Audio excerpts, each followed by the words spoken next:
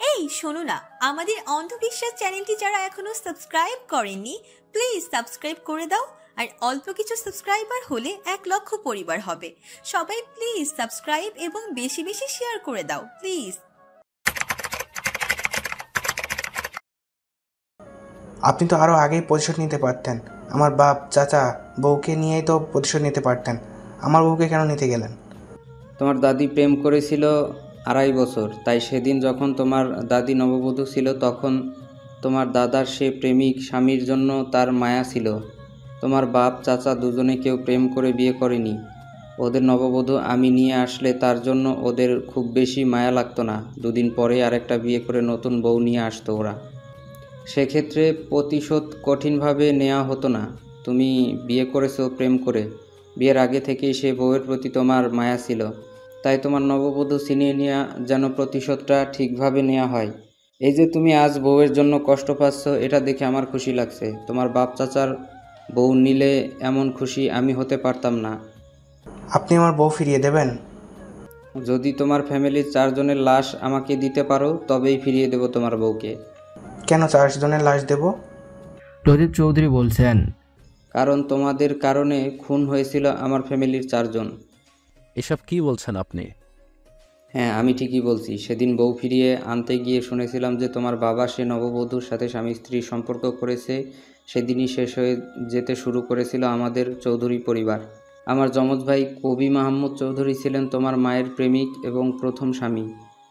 আমাদের এক বন্ধু অল্প বয়সে বিয়ে করেছিল। সে বিয়েতে গিয়ে তোমার মায়ের সাথে পরিচয় হয়েছিল আমার ভাইয়ের।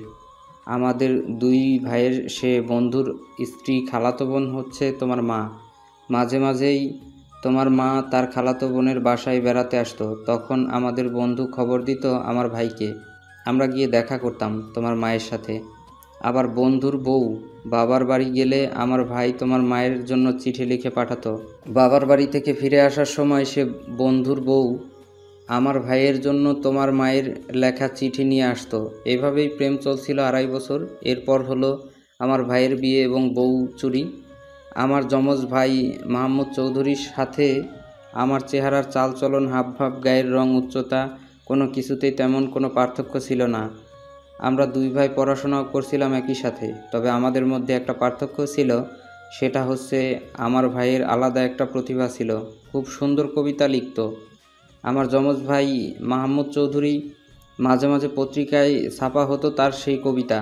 উর্দু হিন্দি 2 ভাষাতেই কবিকে বলা হতো শায়র, আর কবির লেখা কবিতাকে বলা হতো শায়রি। লতিফ চৌধুরী থেমেছেন, কিছুক্ষণ থেমে লহরীর বাবাকে জিজ্ঞেস করছেন, তোমাদের মেয়ে শায়রির নাম কি তোমার মা রেখেছিল? লহরীর বাবা সবুজ শেখ উত্তর দিচ্ছেন, হ্যাঁ, আমার মা নিজেই আমার মেয়ের নাম রেখেছিল শায়রি। এবার লতিফ চৌধুরী বলছেন, আমার ভাই কবি মাহমুদ চৌধুরী তোমার মা মমতা চৌধুরীকে ডাকতো শায়রি। হয়তো তার প্রেমিকের দেয়া এই নাম তোমার মায়ের পছন্দ হয়েছিল, তাই তোমার মায়ের মতো দেখতে যে নাতনি হয়েছিল তার নাম দিয়েছিলেন শায়রি। তোমাদের মা তো জীবিত আছেন, জেনে নিও তার কাছ থেকে এসব কথা। আমার ভাই তোমার মাকে শায়রি ডাকতো বলেই তোমাদের মেয়ে শায়রির মৃত্যুর কথা আমি জানতে চেয়েছিলাম। এসব কথা শোনার প্রয়োজন আমার নেই। আপনি আগে বলুন আমার স্ত্রীকে ফেরত দেবেন কিনা। নির্ঝর চিৎকার দিয়ে বলছে, না, দেব না। কেন দেবেন না? কারণ সেদিন তোমার বাবা বলেছিল যে আমাদের নববধূর সাথে শারীরিক সম্পর্ক করেছে। সেদিনই আমার ভাই হয়তো জীবনের সবচেয়ে বেশি কষ্ট পেয়েছিল। যন্ত্রণায়, কষ্টে, হতাশায়, না পাওয়ার বেদনায় আমার ভাই স্তব্ধ হয়ে গেছিল।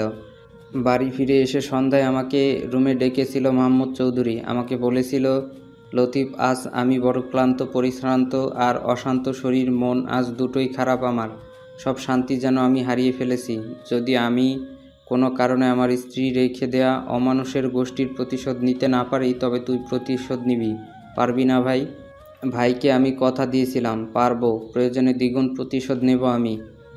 আমার ভাই মাহমুদ চৌধুরী বলেছিল, ওদের প্রেয়সী স্ত্রীকে তুই তুলে আনবি।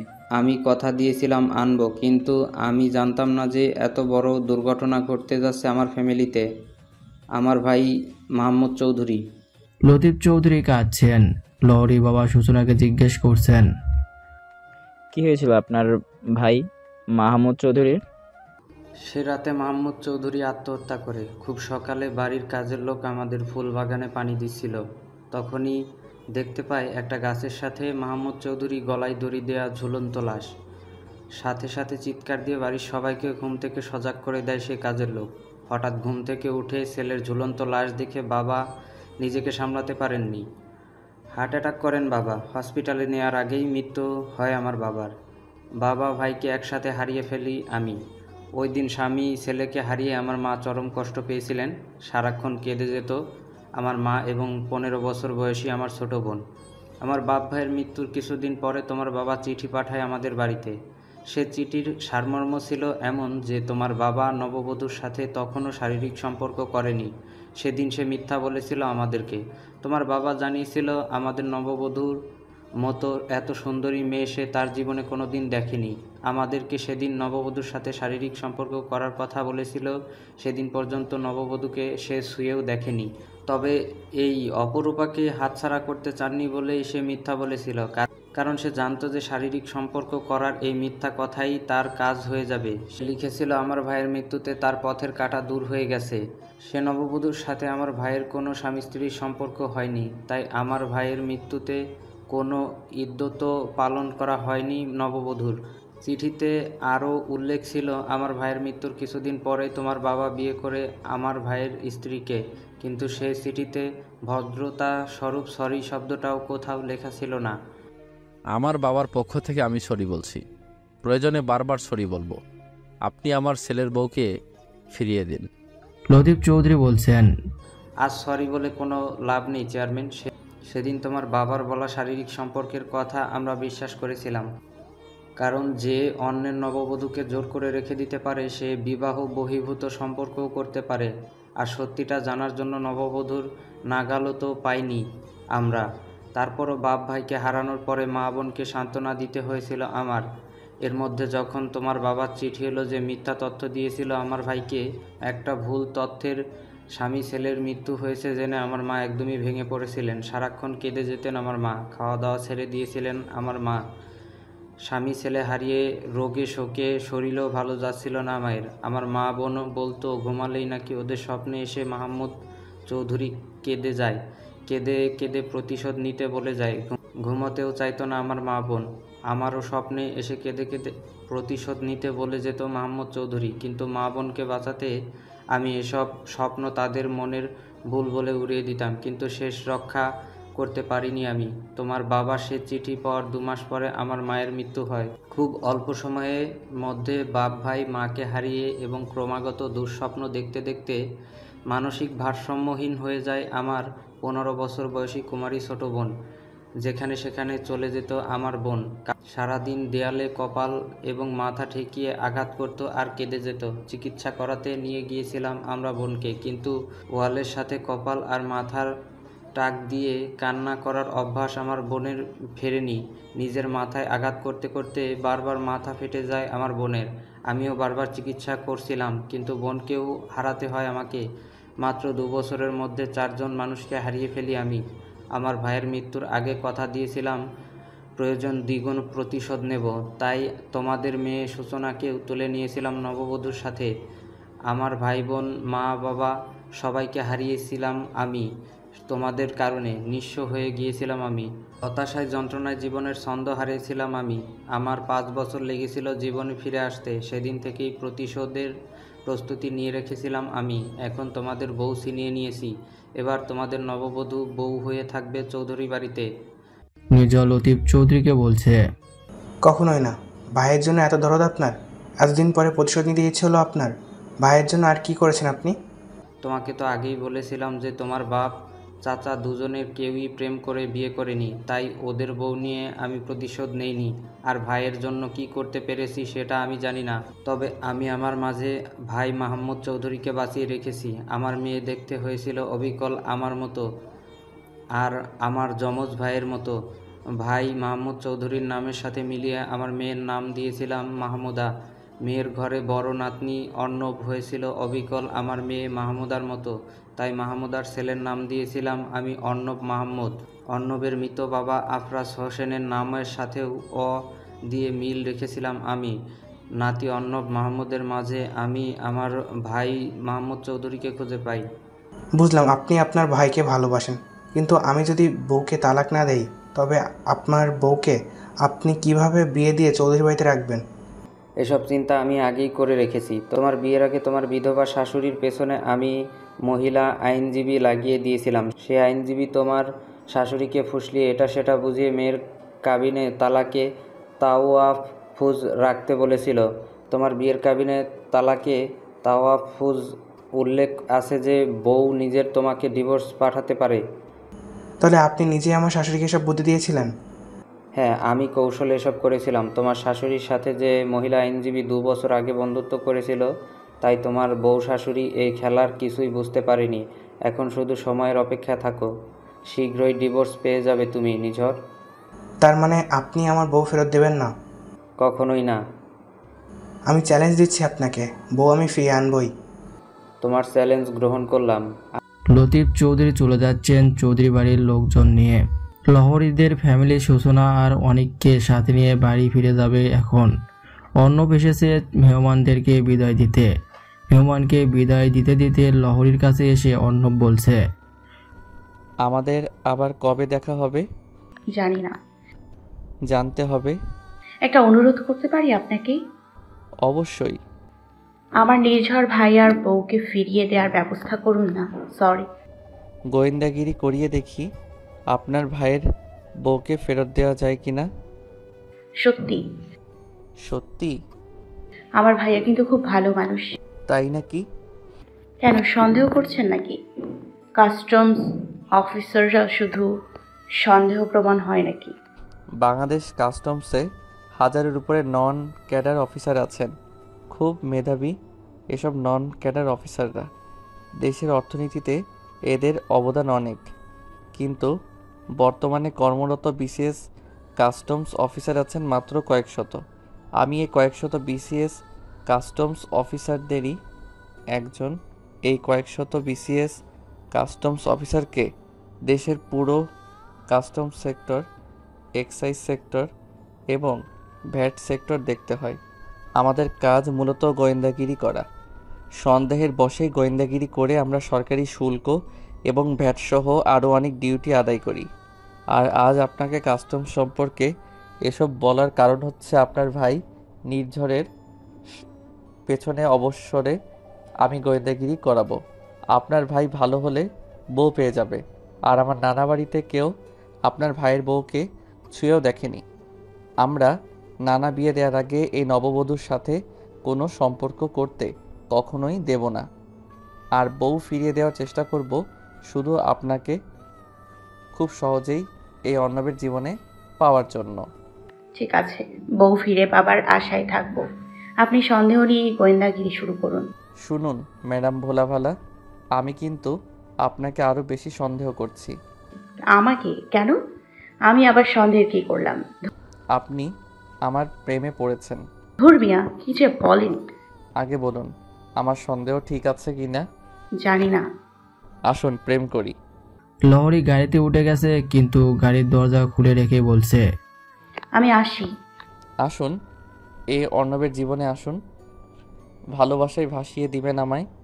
এই অর্ণব নামক সায়রে লহরী হয়ে জড়িয়ে থাকবেন। সূচনা চলে এসেছে এখানে।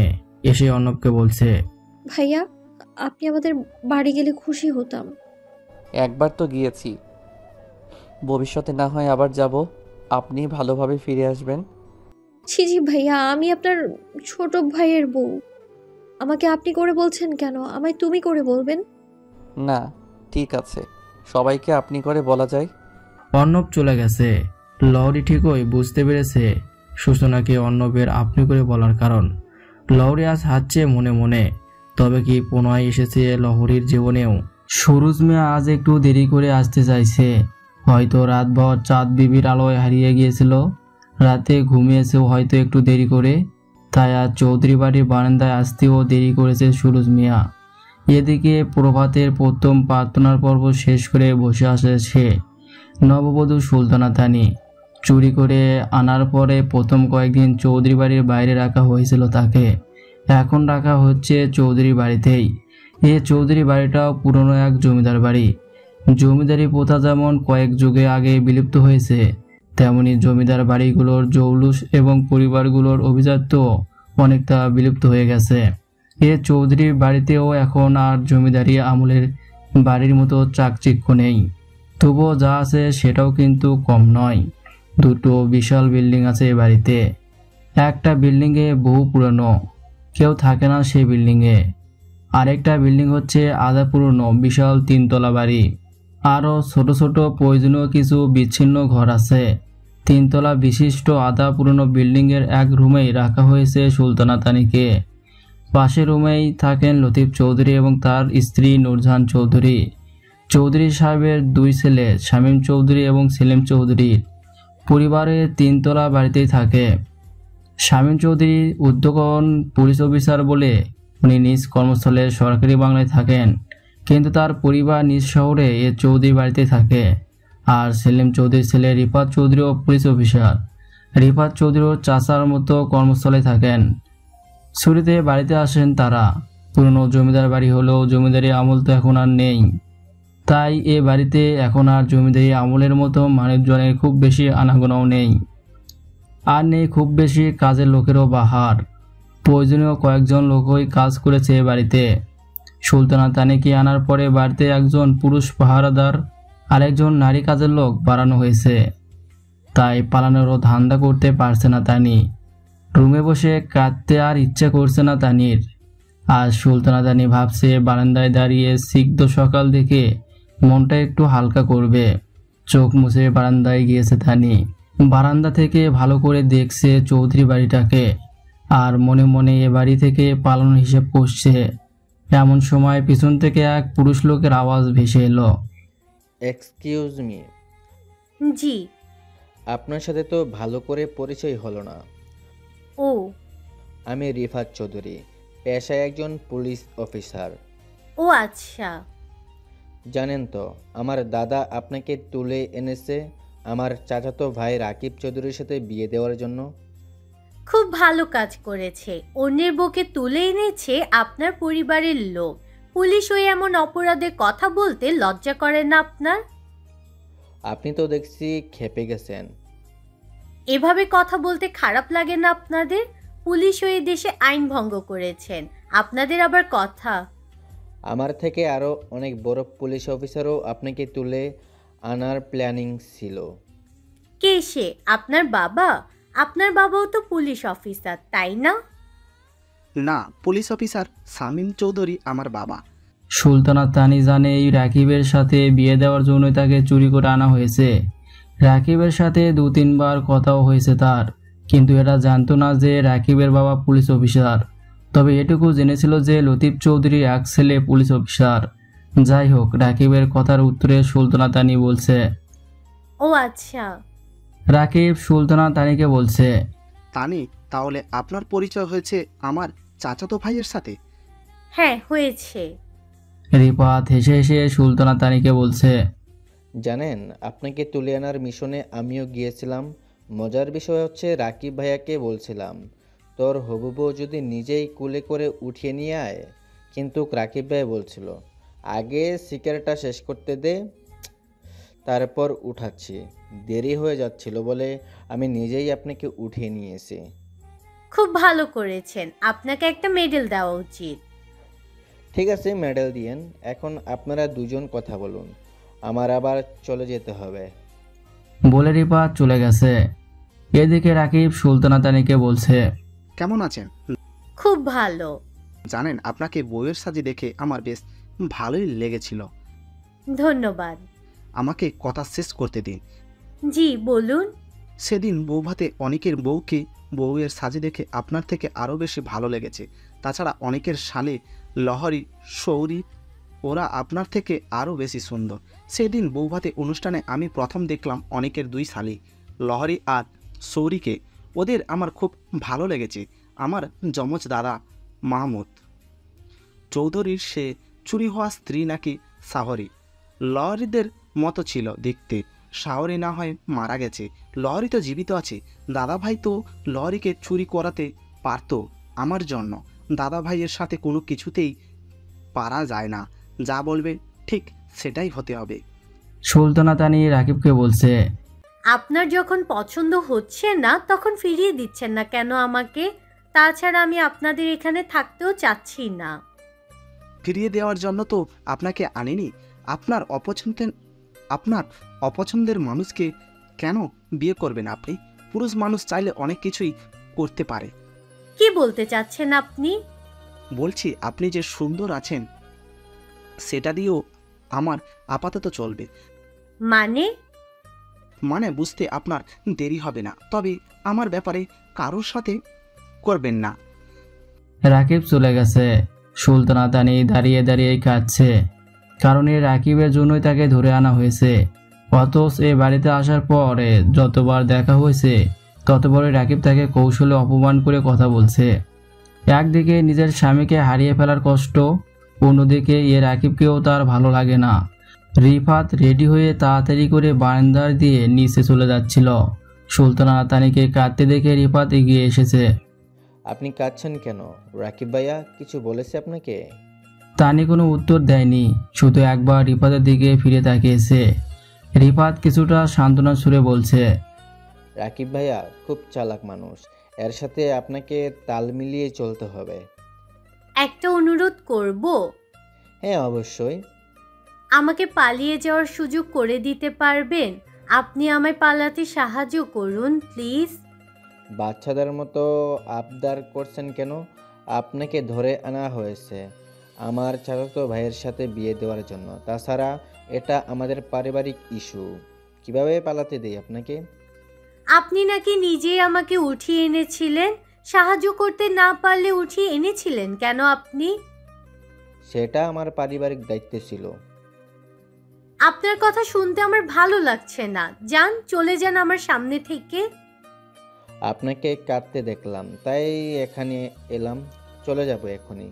যদি আপনার কোনো কিছু প্রয়োজন হয় তখন আমায় জানাবেন। আমার চাচাতো বোন মানে রাকিব ভাইয়ার বোন চাঁদুয়াকে বলবেন আপনার প্রয়োজনের কথা। চাঁদুয়ার কাছ থেকে শুনে আমি আপনার প্রয়োজন মিটিয়ে দেব। ঠিক আছে, ধন্যবাদ। তবে আমার কোনো প্রয়োজন আপনাকে মেটাতে হবে না।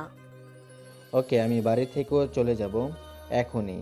আমার কর্মস্থলে একটা মার্ডার হয়েছে, তাই যেতে হচ্ছে। অথচ আজ রাতে বন্ধুর বিয়ে বলে ছুটি নিয়েছিলাম। পুলিশের চাকরি বলে কথা। সন্ধ্যায় আবার বাড়ি ফিরব। ফিরে এসে বন্ধুর বিয়ের অনুষ্ঠানে অংশগ্রহণ করব। আগামীকাল সকালে আবার কর্মস্থলে ফিরে যেতে হবে। ঠিক আছে, যান। যাচ্ছি, তবে আপনি কিন্তু আর কাঁদবেন না। নির্ঝর সব পরিস্থিতি নিয়ে রেখেছে। আজ রাতে আক্রমণ করবে চৌধুরী বাড়ি। চৌধুরী পরিবারে দুজন পুলিশ অফিসার থাকায় নির্ঝর থানা পুলিশ করে পেরে উঠছে না। লতিফ চৌধুরীর ছেলে Shamim Chowdhury additional police commissioner হওয়ায় তাদের পরিবারের বিরুদ্ধে নির্ঝরের মামলায় পুলিশ কোনো গুরুত্বই দিচ্ছে না। শেখ বাড়ির লোকদের যে প্রশাসন এবং পুলিশের আত্মীয় স্বজন নেই এমন কিন্তু নয়, কিন্তু এই ইস্যুতে আত্মীয় স্বজন বোঝাচ্ছে যে বউ কাছে যাক, তুমি আরেকটা বিয়ে করে ফেলো। আবার কেউ কেউ বলছে আল্লাহ তোমাদের বিচার করছে, তোমার দাদা মানুষের বউ রেখেছিল কেন? এখন ওই বউয়ের চিন্তা বাদ দাও। বউ চুরি হওয়ার সাথে যে নির্ঝরের ভালোবাসা এবং মান সম্মানও চলে গেছে এটা কে বুঝবে? তাছাড়া কত শত প্রেমের স্মৃতি আছে নির্ঝরের জীবনে, কি করে ভুলে থাকবে সে এসব? তাই আজ নির্ঝর তার বন্ধু বান্ধব এবং তার বাবা চেয়ারম্যান সাহেবের ডান হাত বাম হাত সব সহ গুন্ডা মাস্তার নিয়ে ঝাঁপিয়ে পড়বে চৌধুরী বাড়িতে। নির্ঝর শেখ বন্ধুদের নিয়ে আক্রমণ করছে চৌধুরী বাড়ি। খুব নিঃশব্দে দেওয়াল টপকে সবাইকে নিয়ে ঢুকে গেছে চৌধুরী বাড়ির বাউন্ডারিতে। সুলতানা তানি যে রুমে থাকে সে রুম সম্পর্কেও ধারণা নিয়েছে নির্ঝর। হয়তো খুব বেশিক্ষণ লাগবে না সে রুম পর্যন্ত পৌঁছাতে। নির্ঝর আজই ছিনিয়ে আনবে তার স্ত্রীকে। রাত প্রায় 1:45। টিকটিক করে চলছে দেওয়াল ঘড়ি। চৌধুরী বাড়ির সবাই ঘুমিয়ে আছে এখন, অথচ ঘুম নেই সুলতানা তানির চোখে। তানি ভাবছে তার নিজে তো কোনো দোষ ছিল না, তবে ভাগ্য কেন এমন হলো? কেঁদে কেঁদে নাকের পানি চোখের পানি এক হয়ে যাচ্ছে আজ তার। এসব ভাবনা আর কান্নার মাঝেই হঠাৎ সুলতানা তানির রুমের দরজায় নক হলো। খুব আস্তে আস্তে কেউ নক করছে তার রুমের দরজায়। তানি ভাবছে এত রাতে কে এলো তার রুমে। সে ভাবছে উঠে জিজ্ঞেস করবে কি না, আবার ভাবছে না, আমি কোনো আওয়াজ করব না। কিন্তু শেষ পর্যন্ত জানতে ইচ্ছে হলো কে এসেছে। বিছানা থেকে উঠেছে সুলতানা তানি। দরজার কাছে গিয়ে আস্তে করে জিজ্ঞেস করলো, কে? ওপাশ থেকে পুরুষ কণ্ঠে ফিসফিসে উত্তর এলো, আমি। সুলতানা তানি আবারও জিজ্ঞেস করছে। কে? আবারও সেভাবেই ফিসফিসিয়ে পুরুষ কণ্ঠে উত্তর এলো, আরে আমি। তানি ভাবছে পাশেই তো লতিফ চৌধুরীর রুম, দরজাটা কি খুলে দেখবো নাকি? না, এত রাতে পুরুষ লোককে দরজা খুলে দেওয়া ঠিক না। আবার জানতেও ইচ্ছা করছে কে এলো। শেষ পর্যন্ত দরজাটা খুলে সামনে একটু মুখ বের করে লোকটা চেহারা দেখার সিদ্ধান্ত নিয়েছে তানি। দরজা খুলে মুখ সামনে বের করছে এবার সুলতানা তানি। কিন্তু দরজার সামনে দাঁড়ানো লোকটাকে দেখে পুরো অবাক হয়ে তানি বলছে, আপনি? কেন আসতে পারি না? পারেন, তবে মধ্যরাতে নয়। 2 দিন পরে তো আমাদের বিয়েই হচ্ছে, মধ্যরাতে এলেই বা কি? বিয়ে হতে পারে, তবে হয়নি। তাছাড়া আমি এখনো অন্যের স্ত্রী। অন্যের স্ত্রী কথাটা ভুলে যান, আর আমাকে ভেতরে আসতে দিন। কিছু না, শুধু একটু গল্প করব। এত রাতে কিসের গল্প? মধ্যরাতে গল্প করতে আমি অভ্যস্ত নই। নির্ঝরের সাথে প্রেম তো করছিলেন বহু বছর, গল্প টল্প করেননি বুঝি? নির্ঝরের সাথে গল্প করেছি কিনা সেটা আপনাকে কেন বলবো? কারণ আপনি আমার বউ হতে যাচ্ছেন। আপনার কথাই প্রমাণ করে যে নির্ঝরের সাথে আপনার গভীর প্রেম ছিল। কতটা ভদ্র মেয়ে আপনি! এত ভদ্র হলে এমন প্রেম করলেন কিভাবে? নির্ঝরকে জড়িয়ে আমাকে আর একটা বাজে কথাও বলবেন না। নির্ঝরকে দেখলে শুধু আমি কেন, স্বর্গের পরীরাও হুঁশ হারাবে। ও সুদর্শন দেখে প্রেম করেছি ওর সাথে। জীবনে এমন একজন প্রিয়তম পেয়ে আমি সৌভাগ্যবতী ছিলাম। আর আপনি দেখতে কেমন? সে বাড়ির সবাই দেখতে ওই রকম সুন্দর। আমাদের বাড়ির সুন্দরী বউ চুরি করে প্রজন্মের পর প্রজন্ম এমন সুন্দর প্রোটেকশন দিয়ে যাচ্ছে। আমি দেখতে মোটেও অসুন্দর না। পুরুষ মানুষের বেশি সৌন্দর্যের দরকারও হয় না। এবার আমায় ঢুকতে দিন। আপনার প্রিয়তম স্বামীর সৌন্দর্যের গল্পই না হয় শুনবো। বেশি চালাকি করলে আপনার দাদাকে ডাকবো। করে হেসে দিয়ে রাকিব বলছে, দাদা ঘুমের ঔষধ খেয়ে ঘুমায়, অনেক আগেই ঘুমের রাজ্যে হারিয়ে গেছে। আমি এখন আর ঘুমের ওষুধ খাই না রাকিব। বাড়িতে যে শেয়াল থাকতে পারে সেটা আমি জানি, তাই পাহারাদার হিসেবেই সজাগ থাকি। হঠাৎ নিজের রুমের দরজা খুলে বলছে লতিফ চৌধুরী, সরি দাদা। বিয়ের আগে তুমি আর কখনো সুলতানা তানির ঘরে আসার চেষ্টা করবে না। সুলতানা তানিকে এবার লতিফ চৌধুরী বলছে, তুমি এখন থেকে আমার স্ত্রীর সাথে ঘুমাবে, আমি না হয় এপাশের রুমে ঘুমাবো। যাও, আমার স্ত্রীর পাশে গিয়ে শুয়ে পড়ো। লতিফ চৌধুরীর কথা শেষ হয়নি, তার আগে নিচে প্রচণ্ড গন্ডগোলের শব্দ শোনা গেল। লতিফ চৌধুরী এবং রাকিব বারান্দায় গিয়ে দেখে পুলিশ এসেছে। পুলিশ ধাওয়া করছে কিছু সশস্ত্র যুবককে। ঘটনা বোঝার জন্য লতিফ চৌধুরী এবং রাকিব দৌড়ে নিচে চলে গেছে। সেখানে গিয়ে দেখে যে রিপাতও দাঁড়িয়ে আছে পুলিশের সাথে। যাই হোক, পুরো সশস্ত্র দল পালিয়ে গেলেও ওয়াল টপকানোর সময় একজন যুবক ওয়ালের বাউন্ডারির ভিতরে ছিটকে পড়ে। ওর ডান হাত ভেঙে যায়। হাত ভেঙে যাওয়ায় সে যুবক আর ওয়াল টপকে যেতে পারেনি। ওইদিকে বন্ধুরা সব চলে গেছে, হুঁশও নেই যে একজন ফেলে রেখে গেছে। যাই হোক, সে যুবক হচ্ছে নির্ঝরের বন্ধু শৌখিন। পুলিশও 2 জন গুলিবদ্ধ হয়েছে। লতিফ চৌধুরী এদেরকে হাসপাতালে পাঠিয়েছে। এবার রিপাতের সাথে বসে সবাই শুনছে ঘটনা। রিপাত বলছে, পাড়ার বন্ধুর বিয়ে বলে আমাদের এলাকার সব বন্ধুরাই এসেছিল আজ। ওদের সাথে আড্ডা দিয়ে ফিরতে দেরি হয়ে যায় আমার। আমি একটা রিক্সা নিয়ে ফিরছিলাম। বাড়ির সামনে রাস্তায় এসে দেখি অনেকগুলো ছেলে ওয়াল টপকে বাড়িতে ঢোকার প্রস্তুতি নিচ্ছেন। আমি রিক্সা পাশের গলিতে ঢুকিয়ে ফেলি। বিয়ের অনুষ্ঠানে গিয়েছিলাম তো আমি, পুলিশের ইউনিফর্ম পরেও ছিলাম না। তাছাড়া এতগুলো অস্ত্রধারী ছেলেকে মোকাবেলা করাও আমার পক্ষে সম্ভব না। আমার সাথে তো শুধু একটা পিস্তল ছিল। ওইসব যুবকদের ভিতরে একজন সাদা চামড়া যুবককে আলাদা করা যাচ্ছিল। মুহূর্তেই আমি চিনতে পারি যে এটা শেখ নীর। আমি সাথে সাথে থানায় কল দেই। রক্তারক্তিও করতে চাইনি ওদের সাথে। নীর হয়তো জানতোই না যে আমাদের বাড়ি থেকে থানা মাত্র 4-5 মিনিটের দূরত্ব। লতিফ চৌধুরী চিৎকার দিয়ে রিফাতকে বলছে। যখন ওদেরকে দেখেছি তখন আমাকে ফোন দিলি না কেন? রিফাত বলছে, তোমাকে আব্বুকে আর রাকিব ভাইকে ফোন দিয়েছি, তোমরা কেউ ফোন রিসিভ করোনি। বাড়ির মহিলারা ভয় পাবে বলে মহিলাদেরকে ফোন দেয়নি। রাকিব বলছে তার ফোন সাথে ছিল না, আর লতিফ চৌধুরী বলছে, আমার ফোন সাইলেন্ট ছিল। রিফাতের বাবা সেলিম চৌধুরী বলেছে তার ফোনও নাকি সাইলেন্ট ছিল। রিফাত বলছে, পুলিশকে যখন ফোন করছি তখনই বলে দিয়েছি বাড়ি এসে ওদেরকে ধাওয়া করতে, কিন্তু গুলি না করতে। পুলিশকে বলছি চৌধুরী বাড়ির আঙ্গিনায় রক্তারক্তি হোক, এটা চাই না আমি। ওদেরকে তো আর বলা যায় না ভেতরের ঘটনা। ওইদিকে আমি সন্ধ্যায় বন্ধুর বিয়েতে যাওয়ার সময় বাড়ির মেন গেটে এক কলা পুলিশ বল গেটের একটা করে চাবি নিয়ে গিয়েছিলাম, কারণ আমি জানতাম না যে আমার ফিরতে অনেক রাত হবে, তাই এক্সট্রা চাবি নিয়ে গিয়েছিলাম যেন ফিরে এসে কাউকে সজাগ করতে না হয়। যাই হোক, পুলিশ আসার সাথে সাথেই আমি বাড়ির মেন গেট খুলে দিই। তখন ভেতরে পুলিশ নিয়ে আসি, তখন দেখি ওরা বাড়ির কলা পসিবল গেট ভাঙার প্রস্তুতি নিচ্ছে, কিন্তু পুলিশের ধাওয়াকে সবাই তো ফিরেই গেল।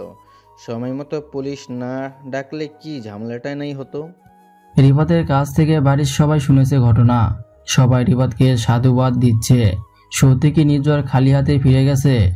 নাতিদেরকে লতিফ চৌধুরী তার নেক্সট মিশন বুঝিয়ে দিচ্ছে। ওইদিকে সুলতানা তানি তখন লতিফ চৌধুরীর রুমে গিয়ে দেখেছিল নূরজাহান চৌধুরী ঘুমাচ্ছে, তার পাশেই মোবাইল এবং ইয়ারফোন রাখা।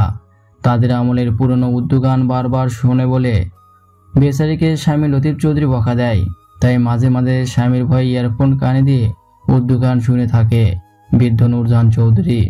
নূরজাহান চৌধুরী মোবাইলের সময় দেখার জন্য ইয়েস বাটনে ক্লিক করতেই তানি দেখলো মোবাইলের লক নেই। এ বাড়িতে তানিকে কোনো মোবাইল দেওয়া হয়নি, তাই সুলতানা তানি মোবাইলটা নিয়ে নিয়েছে। সে এখনোই কথা বলবে নির্ঝরের সাথে। সে চেষ্টাও করছে নির্ঝরের সাথে কথা বলার জন্য, তবে তানি এখনো জানতে পারেনি যে এ বাড়িতে আসলে আজ কি ঘটনা ঘটেছে।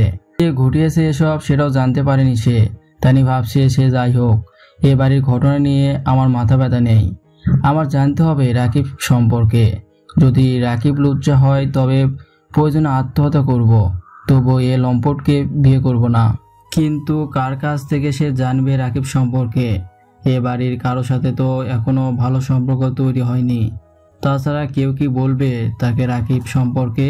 তবে সুলতানা তানি ভাবছে রিফাতের কাছে জিজ্ঞেস করা যেতে পারে, কারণ রিফাত ছেলেটা বেশ মিশুক। তানি আজ রাতে ঘুমিয়ে পড়বে, খুব সকালে উঠে সে রিফাতকে ধরবে, কারণ সকালে রিফাত আবারও কর্মস্থলে ফিরে যাবে। আবার কবে আসবে? মৃদু শীতল হাওয়া বয়ে যাচ্ছে। এই হাওয়া এসে দোল দিয়ে যাচ্ছে ফুল বাগানেও। ফুল গাছগুলো যেন এদিক সেদিক হেলে দুলে খেই হারিয়ে খেলছে, গাছের সাথে খেই হারাচ্ছে ফুলগুলোও। পরদিন খুব সকালে উঠে বারান্দায় বসে এসব ওই দেখছে সুলতানা তানি। রাতে তার এমনিতেই ঘুম হয় না, তাই সকালে ঘুম থেকে উঠেই তেমন কোনো সমস্যা নেই। সুলতানা তানি বসে বসে ভাবছে আজই সব কথা বের করে নেবে, কিন্তু পুলিশের কাছ থেকে তথ্য বের করা সহজ ব্যাপার না। এসব ভাবনার মাঝে হঠাৎ বারান্দায় রিফাতকে দেখতে পেল সুলতানা তানি। রিফাতকে দেখে ডাক দিয়েছে, রিফাত। যে কিছু বলবেন? কোনো কিছু প্রয়োজন? না, তবে কিছু কথা আছে আপনার সাথে। আগে আমার কথা শুনুন। জি বলুন। কাল রাতে আপনার স্বামী এসেছিল আপনাকে ফিরিয়ে নিতে, কিন্তু আমার জন্য পারেনি। আমি পুলিশ ডেকে। কথা শেষ করতে পারেন রিফাত। ঠাস করে রিফাতকে চড় দিয়ে সুলতানা তানি বলছে, বিশাল কাজ করেছেন আপনি। এই চট দিয়ে আপনাকে একটা মেডেল দিয়ে দিলাম অফিসার সাহেব। রিফাত হতভম্ব হয়ে দাঁড়িয়ে আছে। ওইদিকে তানি কাঁদছে তার স্বামীর কথা ভেবে। কতটা কাছে এসে নির্ঝর, অত সে জানতেও পারলো না, একটু দেখতেও পারলো না স্বামীকে। এই রিফাত না বাধা দিলে হয়তো আজ সকালে সে নির্ঝরের সাথে থাকতে পারত। যাই হোক, রিফাত ওই আবার কথা শুরু করেছে। আসলে নিজ বাড়ির মান সম্মান রক্ষা করার আমার দায়িত্ব, তাই আপনার স্বামীকে তাড়িয়ে দিয়েছি। তবে এভাবে আর কখনো কাউকে চর মারবেন না। খুব পেরেছেন আপনি। আপনি কি জানি বলতে চেয়েছিলেন? তানি ভাবছে যা হয়ে গেছে সেটা তো হয়েই গেছে, নির্ঝর আবার কবে আক্রমণ করতে পারে সেটারও ঠিক নেই। আবার রাকিবকেও না জানিয়ে বিয়ে করে ফেলতে হয়। সুলতানা তানি ভাবছে আগে রিফাতের কাছ থেকে তথ্য নেই, তারপরে ভেবে দেখব কি ব্যবস্থা নেওয়া যায়। এইসব ভেবেই তানি রিফাতকে বলছে, আপনি আমাকে তুলে এনেছেন, আবার আমার স্বামীকেও গতকাল রাতে আপনি নিজেই তাড়িয়েছেন। আমার যাবতীয় সর্বনাশ আপনিই করেছেন। এখন আমাকে একটা সত্যি বলে সাহায্য করতে হবে আপনার। পারবেন করতে? পারবো, বলুন কি জানতে চান? আপনার ভাই রাকিবের স্বভাব চরিত্র আমার ভালো লাগে না। আমার মনে হয় উনি কোনো দিকেই ভালো না। আমার ধারণা কি ঠিক? আপনি আমায় বিপদে ফেলে দিয়েছেন। নিজের ফ্যামিলির নামে বলা ঠিক না। আপনাকে বলতে হবে। আসলে যমজ দাদা মাহমুদ চৌধুরী সহ বাকি 4 জনের মৃত্যুর পর আমাদের এই বাড়িটা নাকি একদম নির্জন হয়ে গিয়েছিল। আমার দাদার বিয়ের পর আস্তে আস্তে আমাদের বাপ চাচা এবং ফুফুর জন্ম হয়। বাড়িতে জনসংখ্যাও একটু বাড়ে, কিন্তু এত কম জনসংখ্যা নিয়ে দাদা লতিফ চৌধুরী খুশি ছিলেন না। আপনাকে ব্রিটিশ আমল থেকে বলতে বলেছি? আপনাকে জিজ্ঞাসা করলাম আমি রাকিবের কথা, আর কী সব বলছেন আপনি? রাকিব ভাইয়ের কথাই বলছি, আপনি শুনতে থাকুন। ঠিক আছে, বলুন। আসলে বাড়িতে জনসংখ্যার বৃদ্ধি করার জন্য দাদা আমাদের বাপ চাচাকে খুব অল্প বয়সে বিয়ে করিয়েছেন। আমার বাবা যা একটু সংসার জিন্দেগি বুঝে, আমার পুলিশের অফিসার বড় চাচা সংসারের কিছুই কোনোদিন বুঝেনি। তাছাড়া চাচা তার পেশাগত কারণে পোস্টিং নিয়ে বিভিন্ন জায়গায় ছিল। পারিবারিক ব্যাপারে চাচির উপরও চাচা নির্ভর করতেন, কিন্তু চাচি এই সুযোগটা ব্যবহার করেছেন। আমার চাচি ছিলেন চাচার ফ্যামিলিতে সর্বেসর্বা। চাচি রাকিব ভাইয়ার সকল অপরাধ চাচার কাছে গোপন করে রেখে ওকে নষ্ট করেছে। রাকিব ভাইয়া ওর পুলিশ অফিসার বাবার ক্ষমতা সর্বোচ্চ ব্যবহার করে থাকে। সাধারণত বদমাশি স্বভাবই ওর মধ্যে আছে, তবে রাকিব ভাইয়া খুব চালাক, ওকে সহজে কেউ ধরতে পারে না। আপনি ওর সম্পর্কে যা বোঝেন সব নিজের মধ্যে রাখেন, নয়তো আমার চাচি আর রাকিব ভাইয়া আপনার ক্ষতি করবে। এই বাড়িতে সবাই রাকিব ভাইয়াকে ভালো ছেলে হিসেবে চেনে। তাছাড়া ওদের মা ছেলে অনেক ক্ষমতা, অথচ আমার পুলিশ অফিসার চাচা খুব সাদাসিধে মানুষ। পুলিশের চেয়ে পুলিশের বউয়ের পাওয়ার বেশি, আর ছেলের পাওয়ার তার চেয়েও বেশি, বুঝছেন? বুঝেছি, আপনি নিজেও তো পুলিশ, আপনার বউয়া ছেলেও তেমন হবে। আমারও এমনই মনে হয়। রিফাত আর তানির কথা শেষ হওয়ার আগেই চৌধুরী বাড়ির রান্নাঘর থেকে রিফাতের মায়ের চিৎকার শোনা যায়। মূলত রিফাত কর্মস্থলে ফিরে যায় বলে রিফাতের মা রেহানা চৌধুরীর ছেলের জন্য নাস্তা বানাতে গিয়েছিলেন, কিন্তু তখনই দেখতে পান যে রান্নাঘরের জানালা বড় করে কেটে ফেলা হয়েছে। রিফাতের মা রেহানা চৌধুরীর চিৎকার শুনে সবাই রান্নাঘরে চলে এসেছে। সবাই বুঝতে পারে যে শেখ নির্ঝর হয়তো জানালা কেটে বাড়ির ভিতরে ঢুকেছিল। সবাই সুলতান তানিকে খুঁজে দেখছে বাড়িতে আছে কিনা, কারণ রাতে ঘটনার পরে আর কেউ তো কারো খোঁজ নেয়নি। রিফাতের কাছ থেকে ঘটনা শোনার পরে সবাই যার যার রুমে গিয়ে ঘুমিয়ে পড়েছিল। এবার তানির খোঁজ নিতে যাচ্ছে সবাই। রিফাত জানিয়েছে তানি বাড়িতে আছে, সে এইমাত্র কথা বলছে তানির সাথে। রিফাতের কথা শুনে সবাই হাঁপ ছেড়ে বেঁচেছে, কিন্তু নাস্তা করার সময় হলো বিপত্তি। বাড়ির লোকজন, গুরুত্বপূর্ণ সদস্য অনুপস্থিত, কোথাও খুঁজে পাওয়া যাচ্ছে না তাকে।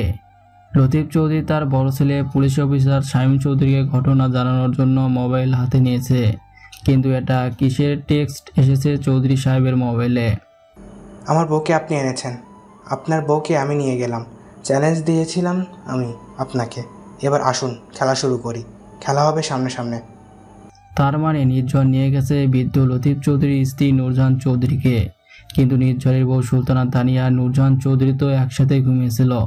নির্ঝর কেন তার নববধূকে রেখে লতিফ চৌধুরী বউকে নিয়ে গেল? কি হয়েছিল রাতে? এদিকে সুলতানা তানিকে না নিয়ে নূরজাহান চৌধুরীকে কেন নিয়ে গেছে, এ প্রশ্নের উত্তর জানতে সুলতানা তানিকে ডেকে আনা হয় চৌধুরী বাড়ির সবার মাঝে।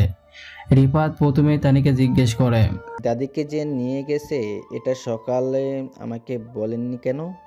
দাদিকে নিয়ে গেছে মানে? কে নিয়ে গেছে দাদিকে? সুলতানা তানি তো পুরো অবাক।